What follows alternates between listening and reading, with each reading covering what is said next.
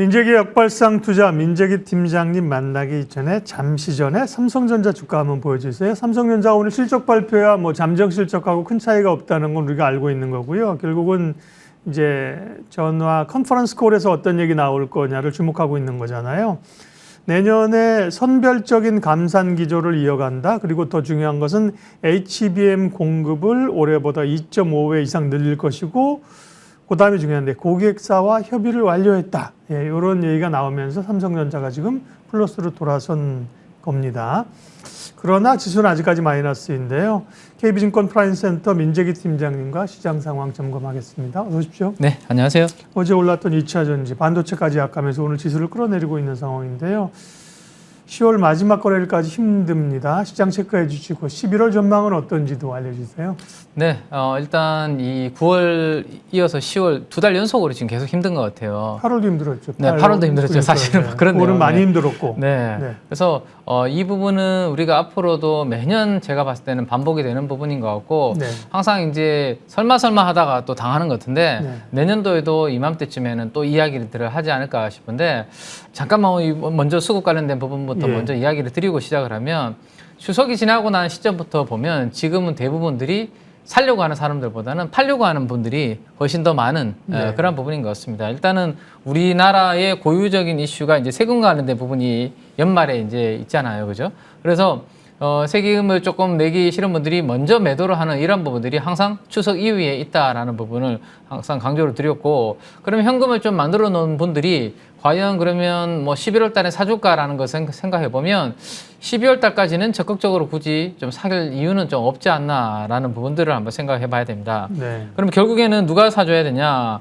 외국인 아니면 기관들이 좀 사줘야 될 것 같은데요. 오늘도 외국인은 코스피에서 3천억 정도 팔고 있고 코스닥에서도 1,000억 이상 매도를 하고 있고 기관들은 이미 이제 약간 북클로징에 들어가서 손을 놓고 있는 상황이기 때문에 시장에 뭐 살려고 하는 분들보다는 좀 12월 전에 팔려고 하는 네. 힘들이 더 강하다라고 생각이 되고, 이러한 상황에서 문제가 되고 있는 게 최근에 이제 이 레버리지를 활용해서 7월 달 이후에 주식을 사신 분들이 문제가 좀 되고 있는 것 같은데요.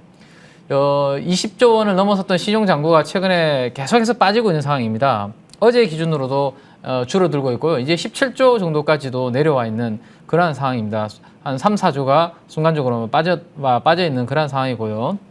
코스닥 쪽을 한번 보시면 코스닥의 신용잔고 금액이 노란색이고 코스닥 지수가 검은색이라고 보시면 되는데 거의 신용잔고 금액의 추이와 코스닥 지수가 조금 같이 움직이는 것을 우리가 확인을 할 수 있습니다. 이렇게 내려오는 신용잔고가 이렇게 내려오는 구간에서는 고점이 낮아지면서 지수도 같이 내려왔던 경향을 감안을 하면 지금 날카롭게 떨어지고 있어서 이제는 뭐 반등이 좀 나올 때쯤 되지 않았나라는 생각은 있지만 아직까지 지금 시장에서는 유동성이 좀 부족한 그런 환경인 것 같고요. 연초까지 감안을 하면 연초 정도로 만약에 신용잔고가 다시 줄어드는 부분으로 생각을 한다라면 아직까지는 한 4, 5천억 정도 더 감소를 해야 연초 수준 정도까지 떨어질 수 있다라는 부분 참고로 해보시면 되겠습니다. 오늘 새벽에 달러가 이제 유로화와 엔화가 강세를 보이면서 상대적으로 달러가 약세를 보이면서 우리나라 원화는 좀 강하게 출발을 했음에도 불구하고 아직까지 외국인들의 수급은 조금 들어오지 않고 있고 우리나라 코스피 지수도 지금 내려가는 그런 모습을 보여주고 있는데요. 이 10월 한 달이 오늘이 마지막입니다. 한 3조 정도로 외국인들이 팔았습니다. 그 중에서도 IT 가전, 반도체 위주로 이제 외국인들이 팔아서 그 업종으로 2조 원 정도를 팔았고 전체적으로 약 3조를 팔았는데요. 이 부분이 좀 돌아서야지만 지수에 반등이 가능하다라는 말씀을 드렸고, 지난번에 제가 이 그림을 보여드렸습니다. 코스닥이 낙폭이 과대하기 때문에 중간중간에 분명히 기술적 반등은 나오겠지만 의미 있는 추세적인 반전을 기대하려면 외국인들의 매수 규모가 하루에 적어도 한 3천억 이상 찍히는 날이 있어야지만 가능하고, 과거에 그렇게 금액이 들어왔던 부분을 제가 차트를 표시해 뒀다라는 말씀 드렸는데 아직까지 외국인들이 코스닥에서 뭐 한 500억, 어제도 한 6, 700억 정도 사긴 했지만 뭐 한 2, 3천억 이상의 의미 있는 매수세는 아직까지 전혀 보이지 않고 있기 때문에 뭐 추세적인 반전을 기대하기는 조금 어려운 그런 환경 아닌가라는 생각을 해볼 수 있을 것 같네요. 기술적으로도 마찬가지입니다. 오늘까지 이렇게 빠지게 되면 이 파란색 선이 120일 이동평균선인데 이 기울기는 더욱더 우하향으로 이렇게 그림을 그리게 되죠. 그러면 이 기울기가 우하향이 됐을 때의 과거의 흐름을 봤을 때 요거를 회복하는 데는 제가 봤을 때는 조금의 시간이 걸릴 수 있다라는 부분을 염두에 두고 12월 달까지는 이러한 수급적 요인까지 생각하신다면 아직까지는 조금 보수적으로 대응하시는 것이 시장에서는 전략이 맞지 않을까 뭐 그렇게 말씀을 드리고 싶네요. 예, 반도체에 대해서는 그래도 변동성이 있지만 어느 정도 신뢰감이 좀 있는 상황인데요. 2차 전지가 어제 반등이 나오다가 테슬라 영향도 있지만 오늘 다시 이제 하락합니다. 2차 전지 대응 전략 좀 알려주세요. 네, 2차 전지가 어쨌든 좀 바닥을 좀 잡아줘야 네, 지수가 좀 안정세를 좀 찾을 텐데. 특별히 코스닥은 더 그렇죠. 네, 코스닥에서는 시총 상위 종목들이 이제 그들이다 보니까요. 근데 오늘 새벽에 이제 종가 기준으로 많은 분들이 설마 테슬라가 $200가 무너지겠어라고 이제 생각을 하신 분들이 많으셨을 텐데 200달러를 종가로 깨고 내려오는 그러한 흐름들이 만들어졌습니다. 뭐 목표가로 $150라고 하는 뭐 보고서도 나오긴 했는데요. 그러면 먼저 주가를 이렇게 하락시킨 요인을 우리가 먼저 한번 봐야 될 것 같고 그 다음 국내 우리 배터리 이야기들을 좀 바로 해드리도록 하겠습니다. 일단 빅테크 관련된 기업들이 전반적으로 오늘 다 상승을 했는데 테슬라만 유독 오늘 5% 가깝게 많이 하락을 했습니다. 첫 번째는 테슬라의 주력으로 배터리를 공급하는 회사는 일본의 파나소닉입니다. 이 파나소닉이 매출액 전망치를 하향 조정을 시키게 됩니다. 그러면 테슬라 쪽도 앞으로 뭔가 안 좋으니까 그죠? 파나소닉 배터리를 납품하는 파나소닉이 매출액을 하향 조정하지 않았을까라는 이러한 좀 불안감이 작용을 했다라고 보시면 될 것 같고 두 번째는 온세미컨덕터라고 반도체 중에서도 특히 차량용 반도체 칩을 만드는 회사가 있습니다. 온셈이라고 부르기도 하는데요.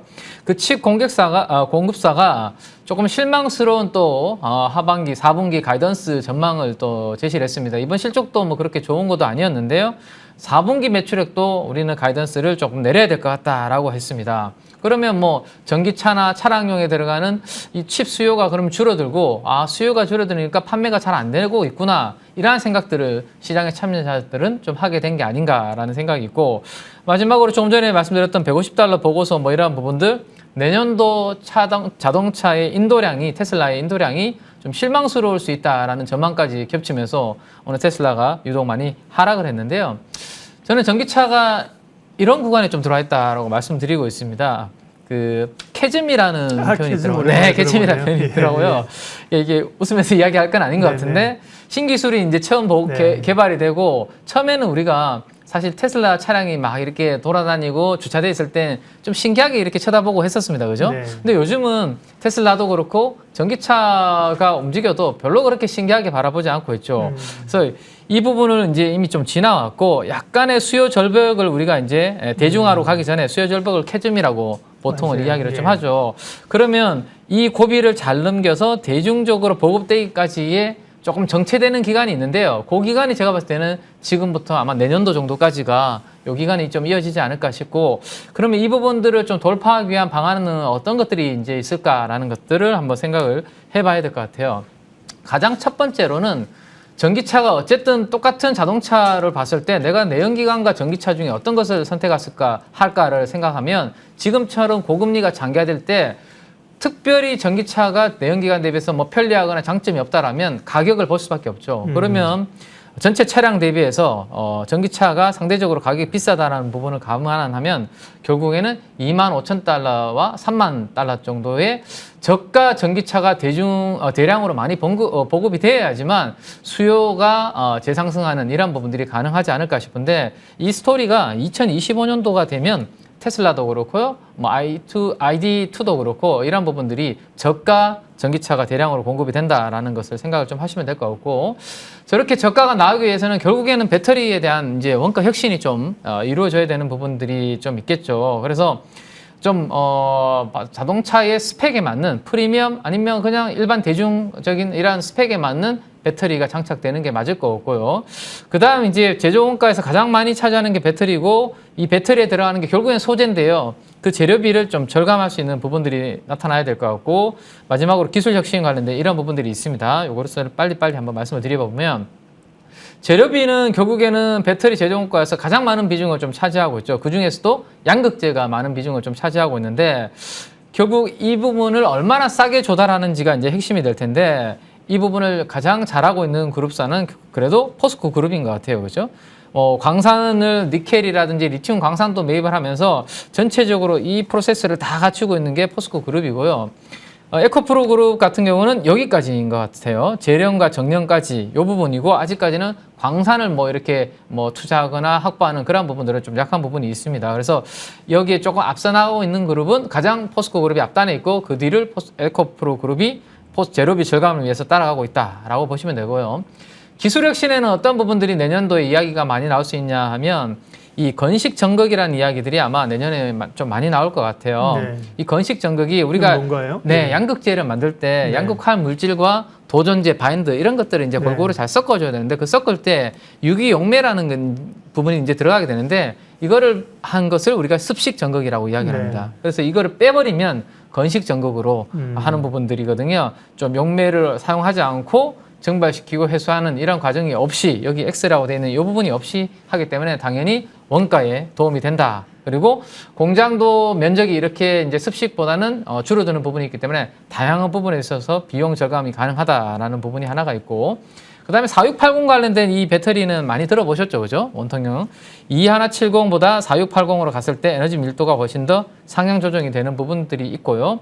그다음에 이제 셀을 우리가 모듈화 시키고 그 다음에 팩으로 가는데 모듈 중간에 있는 모듈을 이제 없애버리고 바로 팩으로 갔을 때 훨씬 더 부품 사용이 줄어들고 원가 절감이 가능하기 때문에 여기에서도 에너지 밀도 향상시킬 수 있는 부분들이 있습니다. 그래서 이런 부분들을 잘 활용을 하면 결국에는 내년도에 잘 조절을 해서 고비를, 캐즘이라는 이 고비를 잘 넘기면 2차 전지 쪽, 그리고 배터리 쪽은 2025년도에는 다시 수요의 상승 증가율이 좀 나올 수 있는 그런 구간으로 들어갈 수 있으니까 지금은 좀 이런 부분들을 좀 기다리시는 필요가 있는 그런 구간을 지나고 있다라고 정리를 좀 해드릴 수 있을 것 같습니다. 네.